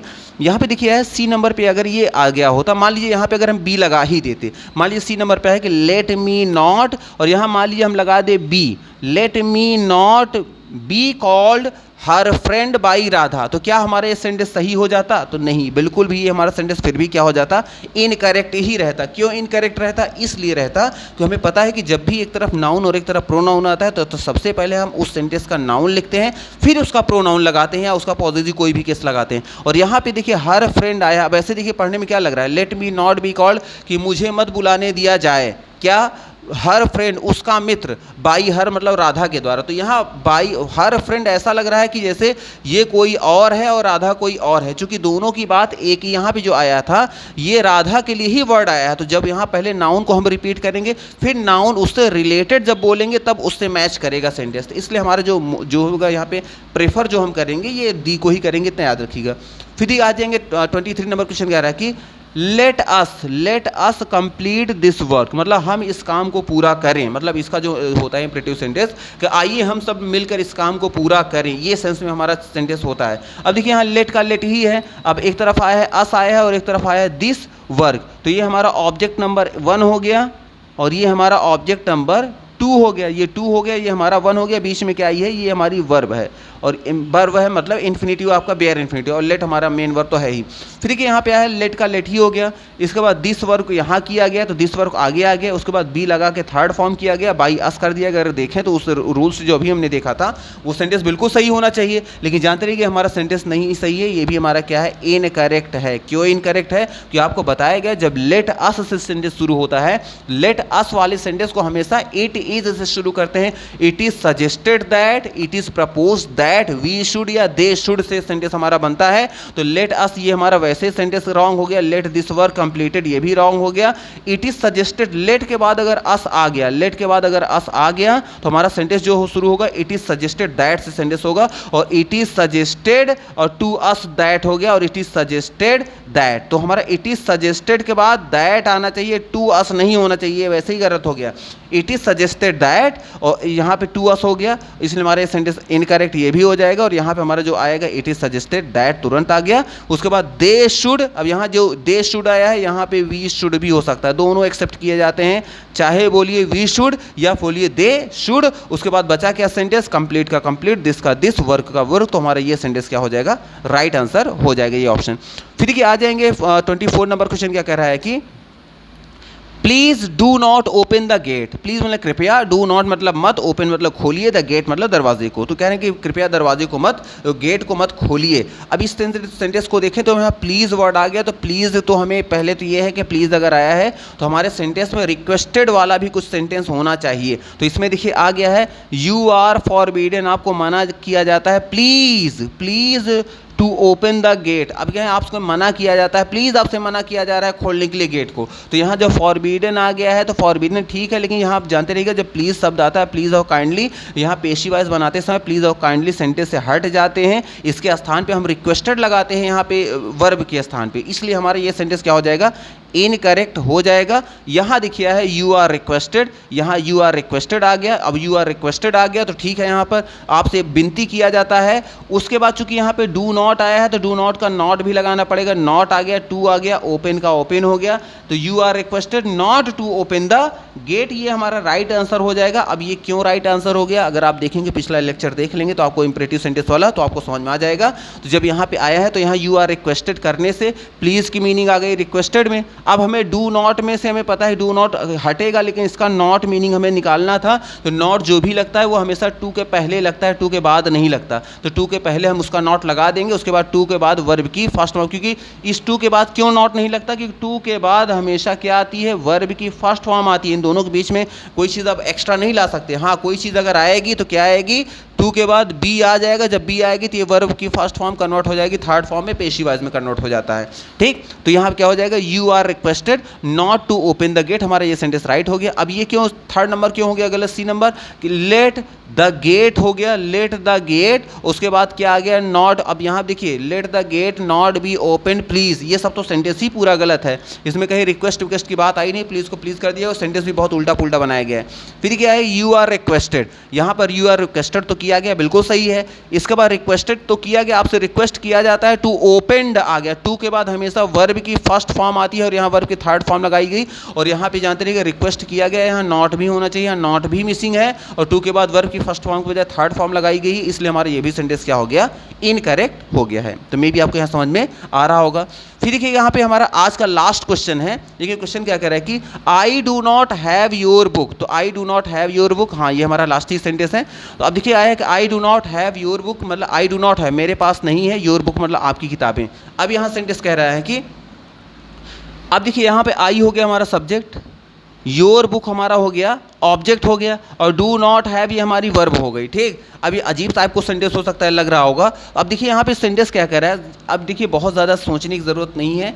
अब जब भी इस तरह सेंटेंस आता है कि I do not have your book, मेरे पास आपकी किताब नहीं है, तो क्या आप देखिए क्या इस सेंटेंस में कोई एक्शन हो रहा है? अगर आप देखें तो मेरे पास आपकी किताब नहीं है, इसमें कौन सा काम हो रहा है? कोई काम नहीं हो रहा है। तो जानते रहिएगा पेशी वाइज हमेशा उस वर्ब का बनता है जिसमें कोई एक्शन पाया जाता है, जिसमें एक्शन नहीं पाया जाता उसका पेशी वाइज नहीं बनता। अगर आप कहते हैं आई हैव अ पेन, मेरे पास एक पेन है, तो उसमें कोई काम नहीं हो रहा है, केवल आपके पास कोई चीज़ है, आप ये बता रहे हैं, इसका पेशी वाइज नहीं बनेगा। और अगर आ गया कि Ramesh is a good boy, तो रमेश एक अच्छा लड़का है, क्या इसमें कोई काम हो रहा है? कोई एक्शन नहीं, देयर इज़ नो एक्शन। जब एक्शन नहीं है तो पेशी वाइज नहीं बनेगा। पेशी वाइज हमेशा उस वर्ब का बनता है जिससे कोई एक्शन का होना पाया जाता है, और जिस वर्ब में कोई एक्शन नहीं होती उस वर्ब को ऑलरेडी पेशिव का मतलब निष्क्रिय माना जाता है। उसमें कोई एक्शन हो ही नहीं रहा है तो कहाँ से पेशिव करेंगे? तो पूरा का पूरा सेंटेंस ही पेशिव है, पेशिव निष्क्रिय है, उसमें कोई एक्शन हो ही नहीं रहा। जिस सेंटेंस में कोई एक्शन नहीं होता उसका बिल्कुल पेशी वाइज नहीं बनता, लेकिन फिर भी उसका बनाने का एक तरीका होता है। कैसे? तो पहले तो ये सब सेंटेंस रॉन्ग हो जाएंगे, इसका बिल्कुल नहीं बनेगा, सब्जेक्ट का ऑब्जेक्ट, ऑब्जेक्ट का सब्जेक्ट नहीं बनेगा।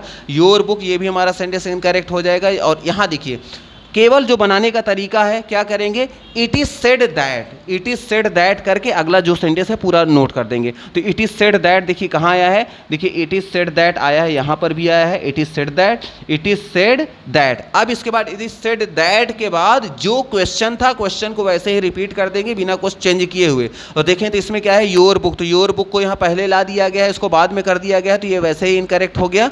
जैसे सेंटेंस था उसको उसमें, क्योंकि इतने सेंटेंस में कोई चेंजेस नहीं होगा, जिस सेंटेंस में कोई एक्शन नहीं होता उसके सब्जेक्ट ऑब्जेक्ट जैसे होता है उसको वैसे ही रखने देंगे।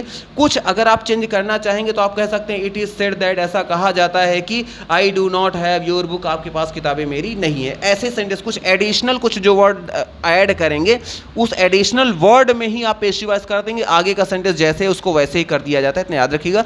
इसलिए हमारे यहाँ डी नंबर यहाँ पे राइट आंसर हो जाएगा। तो मे भी आपको यहाँ 1 बाय 1 सारे क्वेश्चन क्लियर हो रहे होंगे। अगर सारी चीज़ क्लियर नहीं हो रही हैं तो कम से कम 1 से 2 बार अगर आप देख लेंगे तो आपको आइडिया लग जाएगा। इससे पहले जो यहाँ 2 से 3 चैप्टर, आप 2 से 3 लेक्चर लिए गए थे एक्टिव पेशिव वाइज पर, वहाँ पे केवल रूल्स और रेगुलेशन बताए गए थे। आज उन्हीं में से कुछ सेंटेंसेस का हमने प्रैक्टिस किया है। तो मे भी आपको, अगर आपने वो वीडियो देखी होगी तो आप यहाँ पे इजीली कर पा रहे होंगे। अगर नहीं कर पा रहे हैं तो एक बार उसको देखकर फिर कोशिश करेंगे तो डेफिनेटली सारे क्वेश्चन आप यहाँ पे कर लेंगे। तो मे भी चलिए अगर सारी चीज़ क्लियर हो रही है, नहीं हो रही तो थोड़ा सा 1-2 बार और देख लीजिएगा।